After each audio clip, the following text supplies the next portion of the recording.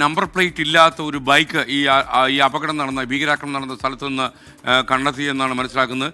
ഈ ബൈക്ക് കേന്ദ്രീകരിച്ച് അന്വേഷണം നടത്തുകയാണെന്ന് ഞങ്ങളുടെ ബ്യൂറോ റിപ്പോർട്ട് ചെയ്യുന്നു. വിനീത വി ജി വീണ്ടും നമുക്കൊപ്പം ചേരുകയാണ്. വിനീത, എന്താണ് നമുക്ക് ലഭിച്ച വിവരം?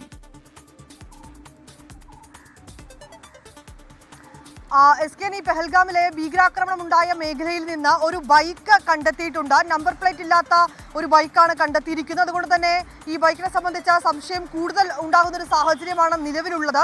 ഈ ബൈക്കിന്റെ ഉടമ ആരെന്നടക്കമുള്ള കാര്യങ്ങളിലേക്ക് ഇപ്പോൾ അന്വേഷണം നടന്നു വരുന്നതായാണ് വിവരം ലഭ്യമായിരിക്കുന്നത്. ഇതേതെങ്കിലും പ്രാദേശികവാസികൾ ആ മേഖലയിലുള്ളവർ ഉപയോഗിച്ചിട്ടുള്ളതാണോ അതോ ഈ ഭീകരർ ഏതെങ്കിലും തരത്തിൽ ഉപയോഗിച്ചതാണോ ഉൾപ്പെടെയുള്ള കാര്യങ്ങളിൽ വ്യക്തത വരേണ്ടതായിട്ടുണ്ട്. അതുകൊണ്ട് തന്നെ ഈ ബൈക്കിനെ കേന്ദ്രീകരിച്ച ഇപ്പോൾ അന്വേഷണം നടക്കുന്നുവെന്നാണ് നമുക്ക് അറിയാൻ കഴിയുന്നത്. ഇതിന്റെ ദൃശ്യങ്ങൾ അത് ഇങ്ങനെ ഈ ഭീകരാക്രമണം ഉണ്ടായ മേഖലയിൽ നിലത്ത് മറിഞ്ഞു കിടക്കുന്ന നിലയിലാണ് ഈ ദൃശ്യങ്ങളടക്കം ലഭ്യമായിരിക്കുന്നത്. അതുകൊണ്ട് തന്നെ ഈ ബൈക്കിനെ കേന്ദ്രീകരിച്ചുകൊണ്ടുള്ള അന്വേഷണമാണ് ഇതിന്റെ ദുരൂഹത വർദ്ധിപ്പിക്കുന്നത്.